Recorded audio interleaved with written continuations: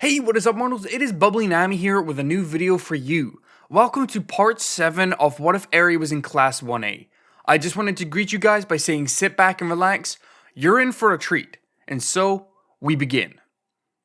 Eri didn't hesitate as the alarms blared, signaling for the heroes in training to start their exams. She began to make a mad dash towards the city, looking for any robots to destroy. Her outfit was simple: black shorts and a dark blue short-sleeved athletic shirt, with the only notable thing in her costume being the capture scarf that Aizawa gave to her as part of her training. As she turned a corner, she saw multiple robots had already been grounded by other kids. Eri began to get nervous. The exam barely started and already the streets were littered with wasted robots. No time to hesitate. I gotta pick up the pace, Eri thought to herself as she dashed through the debris. Turning a corner, she saw a robot currently in battle with another teen. Without hesitation, the blue-haired girl grabbed her scarf and threw it around one of the robot's limbs. Looking toward the student, who had spiky red hair and arms that looked as sturdy as rock, she nodded as to try and signal the kid to attack. The redhead in question gave a reassuring smirk as he jumped and sliced through the entangled limb. The robot in response began to panic as it swung its other limb at the attacker. Before the hit could land, however, a scarf wrapped around the boy, pulling him away from danger and towards Eri. You good? Eri asked the boy she just saved. Yeah, thanks for the save. That was some quick thinking there, the boy responded with a grin. Name's Kirishima. Let's say we finish the job and smash this bucket of bolts.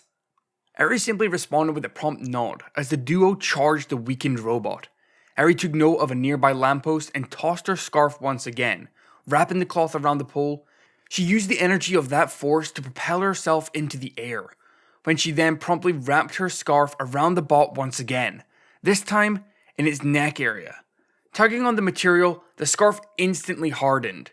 The robot instantly reacted, with its remaining arm desperately flailing as the head began to pop off. The wires connecting to its body popped out into the open air. Eri looked at Kirishima, sweat dripping from her brow. The head is loose! Attack it with all you got! Kirishima gave an energetic thumbs up, and a hungry grin on his face. You don't have to tell me twice! The redhead immediately dashed up to the entangled robot before leaping into the air, his arms hardening in the process. With a yell, Kirishima put all his force into a massive uppercut that sent the robot's head flying. Once the dust had settled, Eri looked to see Kirishima, his body covered in soot and many chunks of robot. Eri let out a small gasp as she approached the redhead. I'm sorry. I didn't know it would make such a mess. Kirishima simply waved off the apology with a chuckle. No worries. Just got a little grime. Would be pretty unmanly of me to make a fuss about it, he stated with a bright smile. Good job, by the way. I don't believe you've told me what your name is. Eri let out an amused chuckle. My name's Eri. And don't sell yourself short. We made a pretty good team there. Let's say we stick together for the rest of this. Kirishima pondered the girl's offer, before his face lightened up and a bright smile plastered on his face. Sure, the more the merrier, right? If I just left you here after that display, I would be an idiot not to team up with you. Eri flushed as she waved her hand wildly. You're too sweet. Kirishima waved off that comment as he dashed down the street. Alright, come on. We aren't going to get any points by standing still. Eri flashed a determined smile as she ran after the redhead. Don't you go slowing me down now. As if. A monitor within the room containing the onlooking pros showed the combination of Eri and Kirishima taking down an easy bot, earning both teens a point. Aizawa hummed to himself, as the others around him jotted down notes and discussed the two's teamwork. So, she's learning towards being a support hero. Aizawa internally mused. Not a bad strategy, kid. So? An energetic voice spoke across from Aizawa. The Revenant let a small sigh from his lips, as he turned to see Mirko in the chair next to him, grinning from ear to ear. Can you stop being so overbearing? He's obviously got this handled.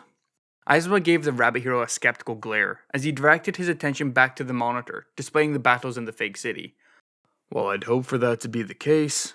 1 point doesn't tell anything. It's too early to predict right now. The rabbit hero merely rolled her eyes at Aizawa's comment. Really? So I'm guessing your smirk while watching her slam that bucket of bolts was nothing then. Aizawa's normal stonic demeanor slipped as his eyes slightly widened in shock. Had he really been smiling? He didn't recall it, but the self-satisfied look on Mirko's face told him that it was the truth. Pfft, always knew you were a big softy on the inside. Aizawa had to will himself to ignore Mirko's hearty laugh as he looked at the feet of Eri. Guess I can't hide my hope either. I'm rooting for you, problem child.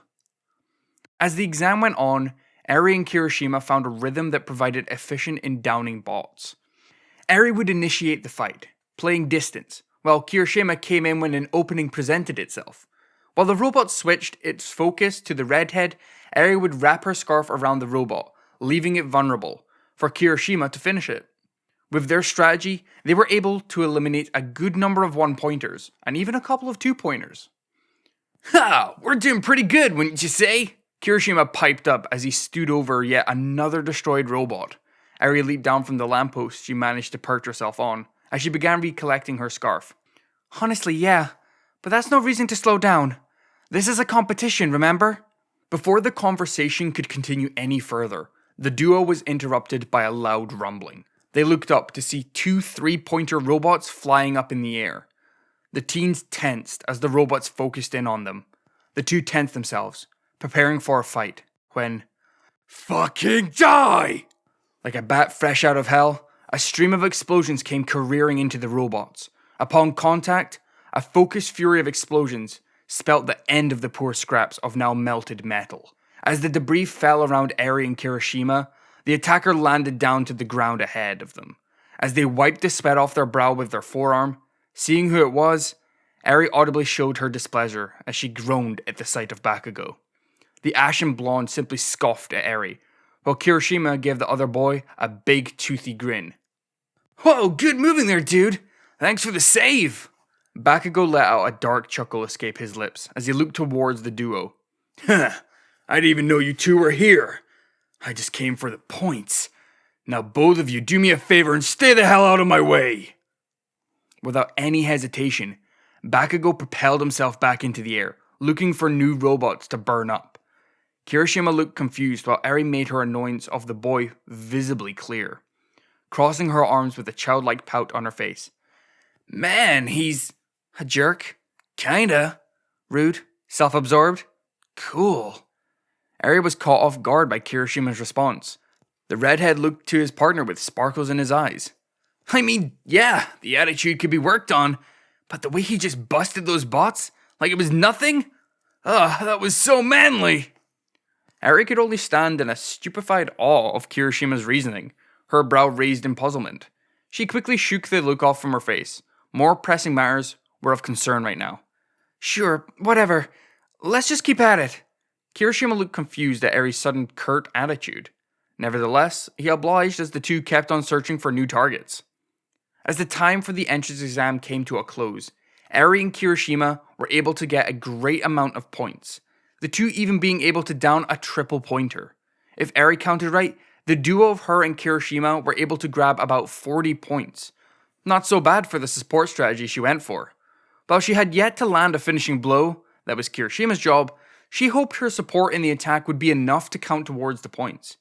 Yeah, I'd say we're pretty solid lock for UA now, Kirishima exclaimed, as he massaged his shoulder. Eri gave the boy a skeptical look. I appreciate the enthusiasm, but try not to act so cocky. Even these last few moments can change everything. Let's look for a few more robots to raise our scores. Kirishima responded with an energetic thumbs up as the two began searching. Unfortunately for them, neither of the duo could find an intact robot. Shoot, Kirishima huffed out. Guess the rest of the participants already wiped out the rest. Eri opened her mouth to speak, but was interrupted by a tremor that rocked them both.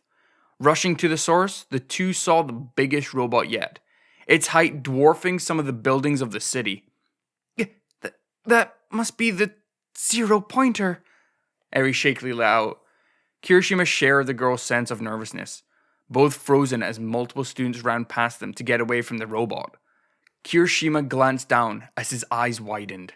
Eri, the redheaded shouted, gesturing to the pathway of the robot. Eri's breath hitched as she saw a sweet brunette from earlier, Uraraka, trapped under some fallen debris. Quick, I'll distract it. You get her out of there, he shouted as he ran towards the robot. Before he could go much further, however, he found himself being pulled back by Eri's scarf. He looked back to see a bewildered expression on the bluehead's face. Are you crazy? Even with your power, you won't be able to do much, the girl reasoned. Still, Kirishima squirmed as he struggled to escape his partner's clutches. What else do you suppose we do then, huh? The spiky-haired teen hastily asked. Eri wouldn't get a chance to answer, as she was interrupted at the sight of Izuku running past her. A maddened expression painted on his face. Eri's eyes widened as she realized the boy's intentions. Without any hesitation, the boy leapt up into the air at insane speed. With a triumphant cry, the boy took a massive swing at the robot, instantly downing it. All the participants around were brought to a screeching halt as they stood in awe of Izuku's performance. All except for Eri. While the other heroes in training were flabbergasted by Izuku, Eri felt fear clinging to her heartstrings. She took notice of how Izuku's now broken limbs were flailing in the air, and her blood ran cold when he began to freefall. Hey! I'll help that girl out the wreckage! You go get the green-haired kid! Eri was brought out of her terrified trance to see Kirishima next to her. He held his arm up, as to gesture a handshake. With a shaky nod, the girl clasped his hand before they parted onto their separate tasks. Wrapping her scarf around the lamppost, Eri used the momentum to throw herself into the air. She utilized the environment around her to slowly gain height, until she came close to the still falling Midoriya. Once within reach, the girl grasped him tightly before shifting her weight along the scarf to begin her descent. As she touched the ground, Eri laid Izuku on the street before momentarily collapsing. Feeling her shoulder she used to swing greatly strained. I think I overexerted myself there, she thought to herself, before looking at Izuku. Completely worth it, though. Taking a few moments to catch her breath, she rose to her knees and scooted over to the greenette to assess the damage. Fortunately, the boy was completely unconscious. Likely he passed out after the punch. Unfortunately, 3 of the boy's limbs, being his right arm and both legs, were massively bent out of shape, bones sticking out under the skin. Eri had to suppress the urge not to let her breakfast spill onto the floor. Alright, settle down everyone, let me do my stuff, hollered an aged voice as a small figure pushed her way through a crowd of teens who surrounded Eri and Izuku. Her age was quite evident. Her hair was up in a bun and she had a doctor's coat around her that was a bit too big for her size. Eri immediately recognized her as the youthful heroine, Recovery Girl. Now then, what do we got ourselves here? The nurse cheerfully asked as she eyed the broken figure of Midoriya. Just a few broken bones. Nothing I can't fix. The doctor cheerfully chimed, although Eri could have sworn she heard some small muttering about Uncle Yagi. What happened next bewildered Eri. The youthful medic puckered her lips before they stretched over to Izuku's back, pressing an authentic granny smooch on the boy. A green aura enveloped him as his bones began to move back into place, his body looking much less jagged now, per se. There we go, all better now, Recovery Girl proclaimed in a calm manner, before looking to the bystanders. Irritation began to light on her face. Alright, show's over, folks. Pack it up. As Eri looked at Izuku, she gripped her shorts tightly. Could I have helped out myself? What would have happened if Recovery Girl wasn't there? Could I have... Eri was brought out of her thoughts as she felt someone tapping on her shoulder. She turned to see Ochako leaning on Kirishima for support. Both had a sincere smile drawn on their lips. Good job on the save there, partner. You sure did pull your weight out there. Eri gave a faint nod and a meager thumbs up in response.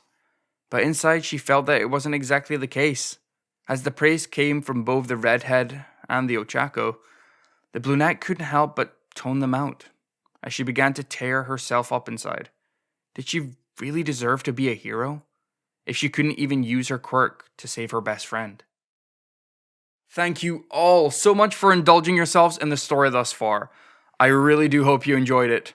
Now, there are a few more things I'd like to go over before this video ends. Firstly, we have a second channel called Anime Deep Dive, Anime Deep Dive goes deep into the facts and lore of a wide variety of anime. It is definitely sure to expand your weeb knowledge, for all kinds of series guaranteed.